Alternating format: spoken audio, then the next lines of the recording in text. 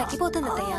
పోనీ tickets cancel చేస్తానమ్మా. కొంచెం నొప్పి తగ్గాక 2 రోజులు ఆగే వెళ్తురు గాని. మా టికెట్ల సంగతి సరేరా, మీవి ఇంటర్నేషనల్ టికెట్స్. లాస్ట్ మినిట్ లో క్యాన్సిల్ అంటే బోల్డ్ అంత పోతుంది. మీ అమ్మ సంగతి నాకు వదిలే, ఇంటికి తీసుకెళ్లి నేను చూసుకుంటాగా. మొలిగిన చాలు గానీ ట్రైన్ టైం అవుతుంది. లేవే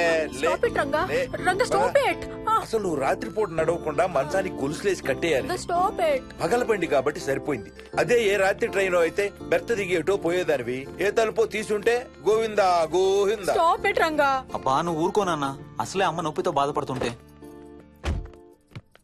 బాయ్ మోహిని, అక్కడ ఫ్లైట్ దిగాక ఫోన్ చెయ్యమ్మా. అలాగే అత్తయ్య. బుచ్చయ్య అయ్యా వస్తాం, మా వాళ్ళని జాగ్రత్తగా చూసి. సరే అయ్యా. యాదమ్మా వస్తాం. అలాగేనయ్యా. బాయ్ మోహిని. బాయ్ మావయ్య, హ్యాపీ జర్నీ. థ్యాంక్ యూ అమ్మా. Hyderabad to Paris 10 hours journey. First class seats beds లా ఉంటాయి. ఆలోచించు మరి. అసలు ఆ క్షణం గురించి నేను ఆలోచించని క్షణమే లేదు.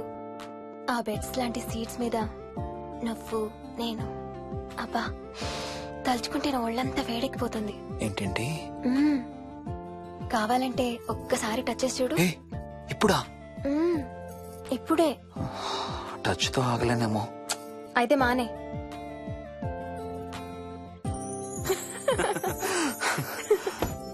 రేయ్ తొందరగా రారా, టైం అవుతుంది.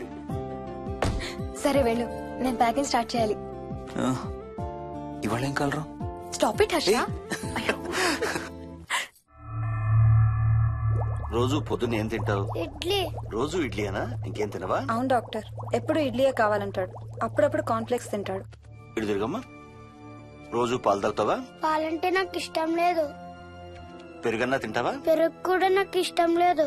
అయితే ఏమిష్టం నీకు? చాక్లెట్స్. ఇదిగో తీసుకో. ఇంకోటి ఇస్తారా అంకుల్? మా తాతయ్య కూడా ఇవ్వాలి. అవునవును మర్చిపోయాను. ఇదిగో. Thank you. ఇంతకీ మీ తాతయ్య ఎక్కడున్నారు? బయటే కూర్చున్నారు. సరే అయితే వెళ్ళి మీ తాతయ్యతో ఆడుకో. Sir thank you. మీకు మీ బాబు గురించి చెప్పే ముందు నేను ఈ మధ్య డీల్ చేసిన ఒక కేసు గురించి మీకు చెప్పాలి. ఈ అమ్మాయి పేరు కల్పన. ఇప్పుడు 18 ఏళ్లు. తనకు 10 ఏళ్ల వయసులో నా దగ్గరికి తీసుకొచ్చారు. రాయడానికి చదవడానికి బాగా ఇబ్బంది పడేది. 10th స్టాండర్డ్ 3 సార్లు అన్ని సబ్జెక్ట్స్ లో ఫెయిల్ అయింది. తనకి చదువు రాదనే డిప్రెషన్ తో ఆత్మహత్య కూడా ట్రై చేసింది. అలాంటి అమ్మాయి సడన్ గా ఒక రోజు పుస్తకాలు తీసుకుని రూమ్ లోకి వెళ్లి గంటలు గంటలు చదవడం స్టార్ట్ చేసింది. 10th స్టాండర్డ్ 96% తో పాస్ అయింది. ఎలాగమ్మా అని అడిగితే వాళ్ళ నాన్నగారు రోజు వచ్చి చదువు చెప్పి హెల్ప్ చేశారంది. నిజానికి ఈ అమ్మాయి నాన్నగారు తను పుట్టకముందే చనిపోయారు. చదువు దారిలో పడ్డాక కల్పనకి వాళ్ళ నాన్నగారు కనబడ్డం మానేశారు. ఈ కేసు గురించి మాకు చెప్తాను. ఇది కల్పన చిన్నప్పుడు తీసిన ఎక్స్రే. ఇది వికీ ఎక్స్రే. ఈ రెండిట్లోనూ ఈ చిన్న బ్లాక్ స్పాట్ చూసారా? దీన్ని యాంటీరియర్ ఫాంటనల్ అంటారు. పుట్టుకతో చిన్నపిల్లలందరికీ తల మీద ఉండే మెతక భాగం 2 ఏళ్లకి 98% దాకా క్లోజ్ అయ్యి ఒక 6 ఏళ్లకి కంప్లీట్ గా గట్టిపడిపోతుంది. కానీ విక్కీకి 7 ఏళ్లు వచ్చినా ఇది ఇంకా క్లోజ్ అవ్వలేదు. వేల సంవత్సరాలుగా హిందువులు బౌద్ధులు ఈ మెతక భాగం కింద సహస్రార చక్రం ఉంటుందని నమ్ముతారు. బాడీలో ఉండే అన్ని చక్రాలలో మానసిక ఎదుగుదలకు కావలసిన అతి ముఖ్యమైన చక్రం. ఈ చక్రాన్ని ఒక స్పిరిచువల్ గేట్వే అని కూడా అంటారు. మెడికల్ సైన్స్ కూడా దీన్ని యాక్సెప్ట్ చేసింది. సైన్స్ చెప్పేదాన్ని వేదాంతం చెప్పేదాన్ని కలిపి సింపుల్ గా చెప్పాలంటే పసిపిల్లలకు కొంత ఏజ్ వచ్చే వరకు మనకు కనబడని అంతుపట్టని ఆత్మల ప్రపంచంతో ఒక ఆధ్యాత్మిక ఒక స్పిరిచువల్ కనెక్షన్ ఉంటుంది. అంటే వాళ్ళకి ఆత్మలు కనపడతాయా? వాళ్ళకి ఆత్మలు కనబడొచ్చు, వాళ్ళు ఆత్మలతో మాట్లాడొచ్చు, ఆత్మలు చెప్పే వినొచ్చు. కల్పనకి ఎప్పుడైతే గట్టిపడిందో తనకి వాళ్ళ నాన్నగారు కనబడ్డం మానేశారు. విక్కీ విషయంలో కూడా అలాగే జరగచ్చు అనుకుంటున్నాను. వావ్, ఏంటి నమ్మలేకపోతున్నారా? సబ్జెక్ట్ చాలా హెవీగా ఉంది. Sorry, no offence. కొంచెం నమ్మలేనట్టుగానే ఉంది సార్. మనకు అర్థం కాని చాలా విషయాలు కొంచెం నమ్మలేనట్టుగానే ఉంటాయి. దయ్యాలను చూసినప్పుడు కుక్కలు మురుగుతాయంటారు. సునామీలు భూకంపాలు వచ్చేటప్పుడు జంతువులకి పక్షులకి ముందే తెలుస్తాయంటారు. వాటికి మనకి తెలియని ఏదో సెన్స్ ఉంది. అలాగే చిన్నపిల్లలకు కూడా వాళ్ల ప్రపంచం గురించి మనకు చాలా తక్కువ తెలుసు. కొన్ని బ్లైండ్ గా నమ్మాలంతే. విక్కీకి వాళ్ళ తాతగారు నిజంగా కనబడుతున్నారా లేక అలానే ఊహించుకుంటున్నాడా అనేది మనం నమ్మేదాన్ని బట్టి ఉంటుంది. అదే నిజమైతే వాళ్ళ తాతగారు తన కోసం ఎందుకు వచ్చారో ఏదో ఒక రోజు విక్కీయే మనకు చెప్తాడు. ఒకవేళ విక్కీ వాళ్ళ తాతగారిని ఇమాజిన్ చేసుకుంటుంటే చేసుకోనివ్వండి, ఇట్స్ హెల్దీ. తనకి పాలు పెరుగు ఇష్టం లేదు కాబట్టి కాల్షియం సప్లిమెంట్ ఏదైనా ఇవ్వండి. ఇది త్వరగా గట్టిపట్టడానికి హెల్ప్ అవుతుంది. మోస్ట్ ఇంపార్టెంట్లీ మీ అబ్బాయికి బాగా దగ్గర అవడానికి ట్రై చేయండి. తనతో హోంవర్క్ చేయించండి, ఆడుకోండి, బయటికి వెళ్ళండి, రోజుకు ఒక్కసారైనా కలిసి భోజనం చేయండి. విక్కీలో చాలా మార్పు చూస్తారు. చాలా బాగుంది, తీసుకో. అయితే నేను తినేస్తా. వికీ దా.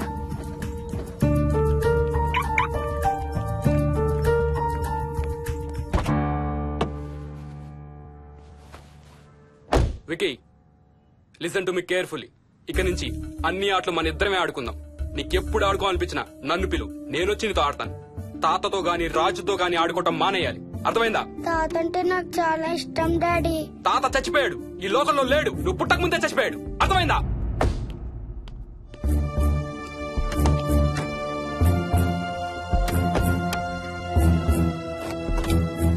డాడీ ఏంట్రా? తాత నిన్ను సీట్ బెల్ట్ వేసుకోమంటున్నాడు. రేయ్, నిన్ను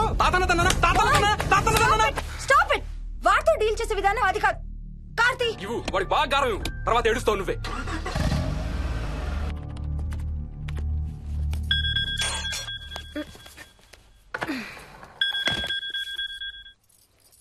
హలో, హాయ్ బేబ్స్, ఏంటి ఏం చేస్తున్నావు? ప్యాకింగ్. ఎప్పుడు వస్తున్నావు? బయలుదేరుతున్నాను. Hey, you know something? కాసేపట్లో మన ఇద్దరం మైల్ హై క్లబ్ లో మెంబర్స్ అవబోతున్నాం. మైల్ హై క్లబ్బా? ఏంటది? మన ఫస్ట్ నైట్ భూమికి 10 కిలోమీటర్ల పైన ఒక ఫ్లైట్ ఫస్ట్ క్లాస్ క్యాబిన్ లో జరగబోతుంది. అలా ఆకాశంలో శోభనం చేసుకున్న వాళ్ళందరూ కలిసి ఒక క్లబ్ పెట్టుకున్నారు. సో మనకు కూడా ఆ క్లబ్ లో మెంబర్షిప్ వస్తుంది. నాకేం అక్కర్లేదులే ఆ క్లబ్ లో మెంబర్షిప్. కానీ నాకు కావాలి. అసలు ఎంతమందికి వస్తుంది చెప్పు ఇలాంటి ఆపర్చునిటీ? మొదటి రాత్రి, మొదటిసారి భూమికి 36,000 ఫీట్ పైన ఒకే దుప్పట్లో ఇద్దరం. ఛీ, కంపు. హే, దుప్పటా నేనా?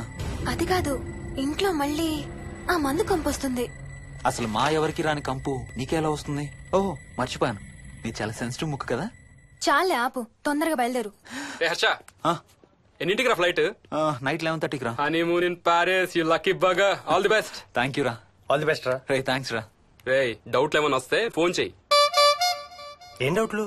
హర్ష, హర్ష, సార్, కొంప మునిగింది.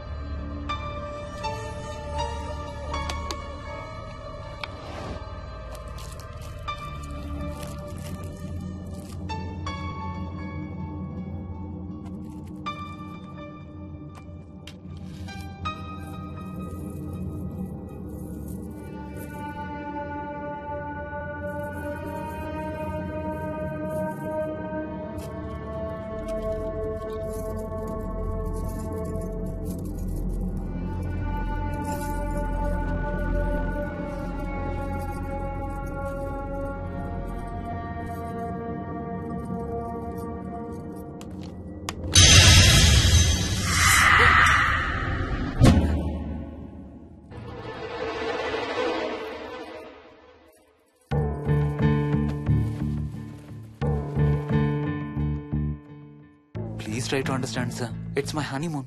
ఫ్లైట్ టికెట్స్, హోటల్ రూమ్ కి అన్నిటికీ ఆల్రెడీ పే చేసేసాను. ఇప్పుడు లాస్ట్ మినిట్ లో క్యాన్సిలేషన్ అంటే మొత్తం పోతుంది. నువ్వు ఇప్పుడు బెంగళూరు వెళ్ళకపోతే మన కంపెనీయే మూసేయాల్సి వస్తుంది. అలా కాదు sir. Harsha, please try to understand. ఒక్క కంప్యూటర్ కాదు, మొత్తం మెయిన్ ఫ్రేమే కొలాప్స్ అయిపోయింది. బీపీ ఆపరేషన్స్ మొత్తం షట్ డౌన్ అయిపోయాయి. నువ్వు బెంగళూరు వెళ్ళాలంటే తప్పదు. మార్నింగ్ ఫస్ట్ ఫ్లైట్ లో తిరిగి వచ్చేద్దు గానీ నీ హనీమూన్ కి రేపు వెళ్ళు. కావాలంటే ఖర్చులన్నీ కంపెనీ భరిస్తుంది. Sir, I can't sir. Can't లేదు, గీంటూ లేదు. నువ్వు వెళ్ళకపోతే నా ఉద్యోగమే కాదు, నీ ఉద్యోగం కూడా పడుతుంది. Sorry, Dad.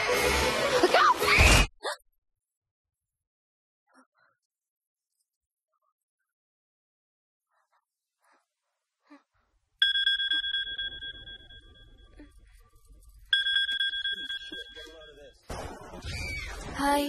ఏంటి అరుపులు కేకలు? సినిమా చూస్తున్నాను. మళ్ళీ ఇంకో హారర్ సినిమానా? ఏంటి ఇంకా రాలేదు? బ్యాడ్ న్యూస్, మనం ఇవాళ నైట్ వెళ్ళడం లేదు. వాట్? ఏమైంది? బెంగళూరులో సర్వర్స్ అన్ని డౌన్ అట. సో నన్ను అర్జెంట్ గా అక్కడికి వెళ్ళమంటున్నారు. ఎప్పుడు? ఇంకో 2 hours లో ఫ్లైట్ ఉంది. ఇంటికి వచ్చే టైం కూడా లేదు. ఎప్పుడు వస్తావు? మార్నింగ్ ఫ్లైట్ లో వచ్చేస్తాను. మరి మన టికెట్స్? రీషెడ్యూల్ చేస్తాను.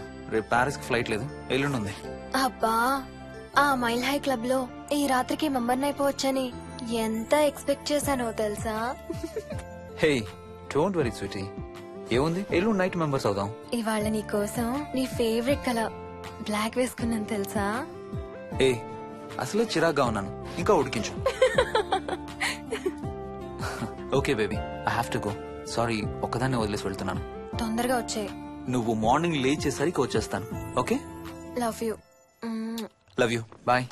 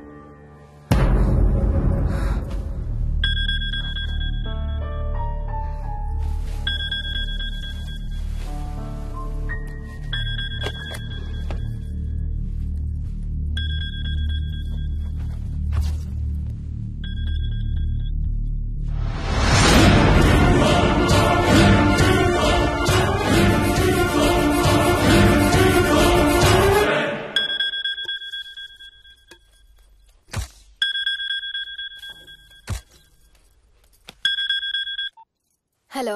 ఏంటి ఫోన్ ఎక్కడో పడేసి పడుకున్నావా? ఏం లేదు, ఊరికే చేశాను. సరే పడుకో. ఏంటి నీ సిచ్యువేషన్? గందరగోళం. లక్కీగా ప్రాబ్లం ఐడెంటిఫై చేశాను. మార్నింగ్ పని అయిపోవాలి. Okay, miss you. Bye. Me too. Bye. Bye.